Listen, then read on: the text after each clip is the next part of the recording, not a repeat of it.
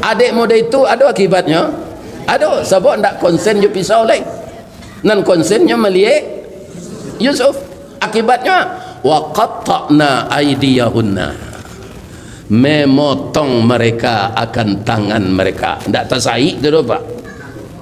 Ada orang menceritakan tasai tangan ibu-ibu tu, ndak potong mana, qata'a yaqta'u, akarana siko jamak perempuan qatta'na, memotong mereka perempuan akan tangan mereka. Kalau ciek saya tak malu doh, 8 balai banyaknya ibu-ibu tu putui jari itu cedera.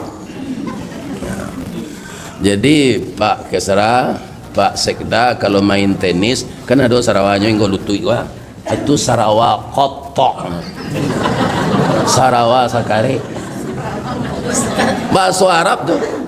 Cuma ada orang awaknya tu kajo oleh Sarawak kotok, nya bahasa Arab tu kotok, ya kan.